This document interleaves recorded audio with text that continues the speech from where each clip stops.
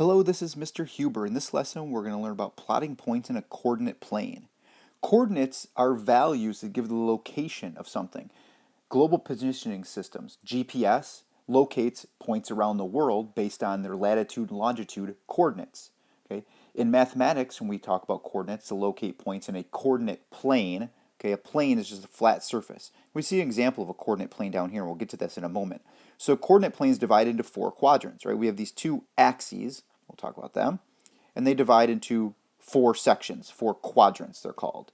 Okay? And the values that give us where a point is located in the coordinate plane are typically x and y, although we can change the letters, but typically we have an x-axis and a y-axis.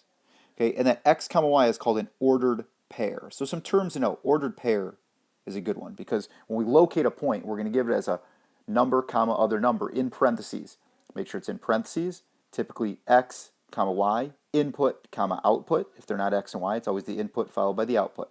Okay, and we can locate those points in the coordinate plane based on the x coordinate and the y coordinate. So for instance, this point 3 comma negative 2, that has an x value of 3. X coordinate of 3 meets up with a y coordinate of negative 2. Right? The x coordinate of 3, the y coordinate of negative 2, they meet at that point right there. 3 to the right, positive value for x, negative value down for y. And you'll notice in quadrant 1, then 2, then 3, then 4, and we use Roman numerals to indicate the quadrants. Okay? In quadrant 1, we have a positive x and a positive y. In quadrant 2, we'd have a negative x and a positive y, right? Some negative number comma positive number for anything out here.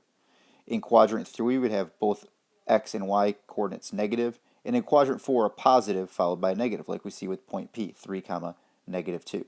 The origin is the point right at the middle. That's 0 comma 0. So we want to know the coordinate plane, what it means to have coordinates as an ordered pair, given x comma y, and then how to find those and locate those around our coordinate plane and know what the quadrants are that they might be located in. So we're going to practice that. We're going to give some coordinates, we're going to plot some points, and we're going to see what it looks like to draw a function in a coordinate plane as well.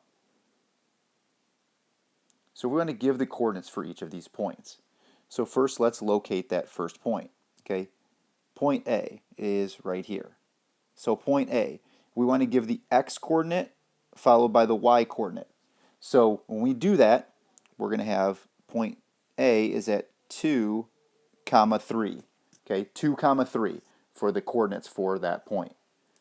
Point G, okay, point G is going to be located at negative 4 comma 3. Right? So we have an x coordinate followed by a y coordinate. Point B, right, let's make sure that's right down here. This one can be a little tricky. It's right on the axis. So our x value is 0. We're not moving left or right at all. So x value is 0, and then our y coordinate is the one that's at negative 4. So this would be at 0 comma negative 4. Any point on the y-axis will have an x value of 0. Any point on the y-axis will have an x value of 0, 0 comma something. Okay. Then we have point F. Point F at negative 3 comma negative 2. Right. We go 3 to the left for our x value, 2 down for our y value, negative 3 for the x, negative 2 for the y. So point F is at negative 3 comma negative 2. And then point E, also right on an axis. This is on the x-axis. So we're moving 1 unit to the right, so that's an x value of 1. We're not moving up or down at all, so it's a y value of 0. So this would be the point 1 comma 0. And every point on the x-axis will have a y value of 0. Okay, there'll be 1 comma 0, 2 comma 0, back here would be negative 4 comma 0. So anything on the x-axis has a y value of 0. Anything on the y-axis has an x value of 0. And you'll notice, let's say, point G here. Okay, negative 4 comma 3, right? Negative, positive. Everything in quadrant 2, this would be quadrant 2, will have a negative x and a positive y. So that's how we can identify the coordinates as an ordered pair for those points. Next we see here graphing the points. So we're going to graph, number 6, point U is at 2 comma negative 5. So we want to find x value of 2, y value of negative 5. So x value of 2, y value of negative 5. We're going to have a point right down here. So we can have 2 comma negative 5, that point right there, that would be point U. We'll label it so we remember that's point U. Point D is at negative 7 comma 3. So point D would go to the left 7 and up 3. That's point D. Okay, and let's describe these now that we've got a couple out there. Right? It says describe the location of the point. So point U would be located 2 units right and 5 units down. And it would be in quadrant 4, right? Roman numeral IV for 4. Quadrant 4.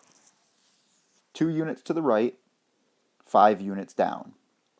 Point D would be 7 left, 3 up, and that would be in quadrant 2. Point J is at 0, 6. So 0 means we don't move left or right at all for our x-coordinate. And 6, right? Every point on the y-axis has an x value of 0. That would be point J. Okay, that's 0 units left, so no movement left or right, and 6 up.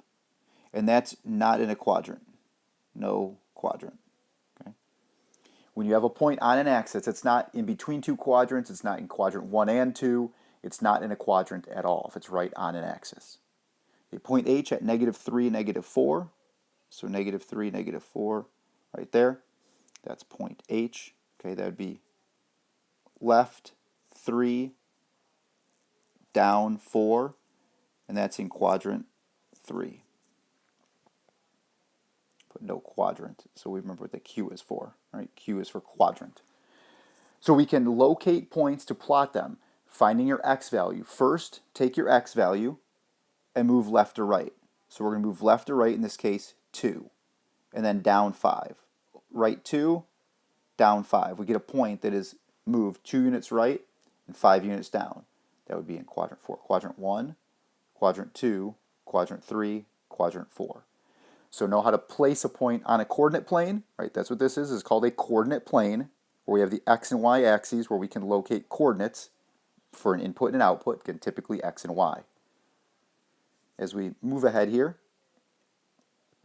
and talk about 4, not quadrants, but corners. There's one place in the United States where the boundaries of 4 different states meet. Only one place where this happens. 4 states all coming together. That's why it's called the 4 corners. The 4 corners of these states all meet. Okay, similar to where the 4 quadrants might all meet at the origin, if you will. So what 4 states do you think are located here where the 4 corners meet of those 4 states?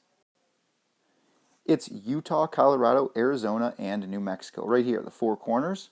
Okay, those 4 states all come together. It does look a little bit like a y and x axis there in a way, right? So those 4 corners come together. This is what it looks like if you were to visit. Okay, it's got marked out the different states. They come together right there.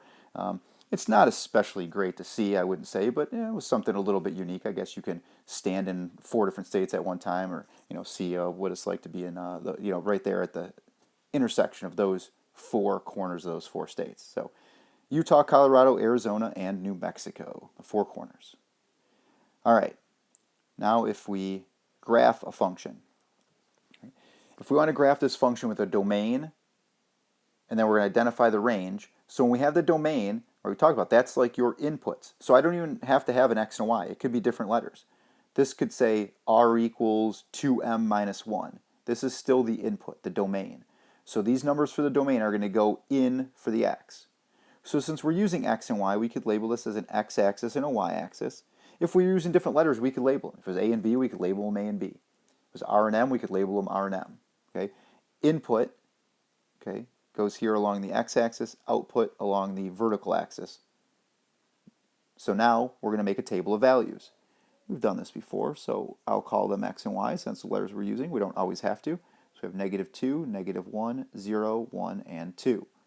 And so I'm going to take a negative 2 and plug it in to the equation. 2 times negative 2, right? Plug in negative 2, and 2 times negative 2 is negative 4 minus 1 would be negative 5.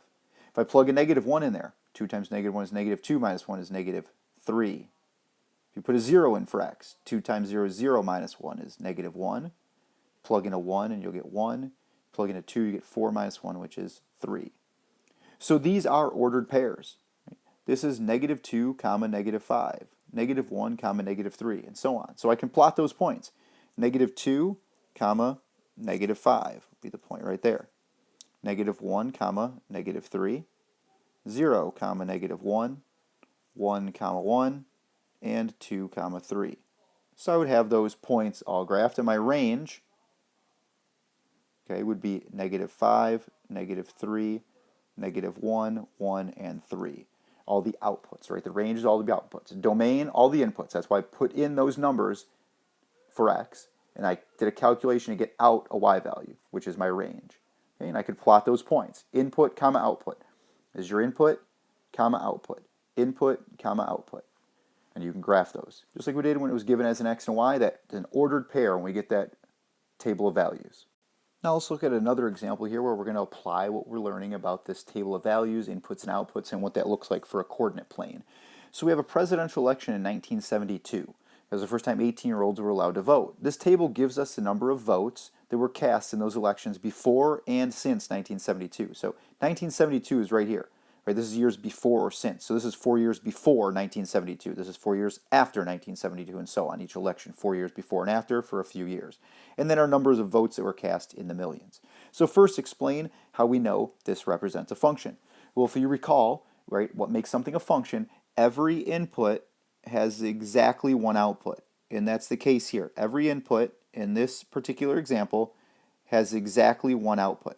There's no inputs repeated in our table of values, and there's no input that if I tell you, hey, the input's -8, you're unsure what the output would be. Okay? So every input has exactly one, I don't forget the word one, has exactly one output. Okay? We can see that. Every input goes to exactly one output. There's not like another 4 here that goes to 82 and 87 or anything like that. So that is a function. Remember what makes something a function? Every input exactly one output. Now let's graph the function that's represented by that table.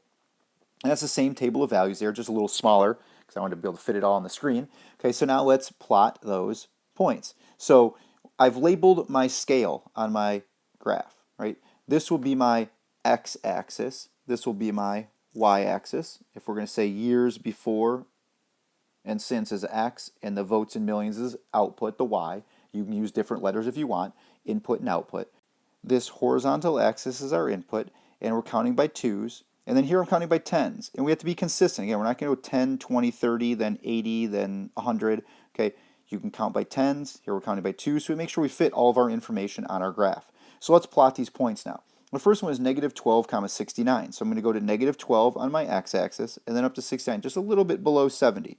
So -12, 69 is going to be a point right around there.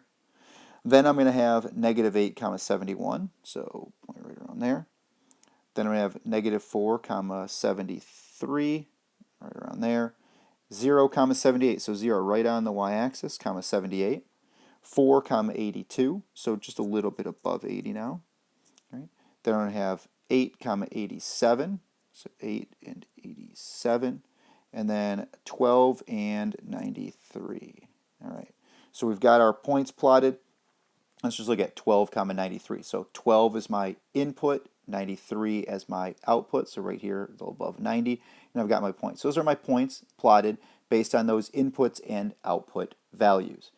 And if we look at our last bit of our question, describe any trend in the number of votes cast. So we can see that the number of votes cast is increasing every year.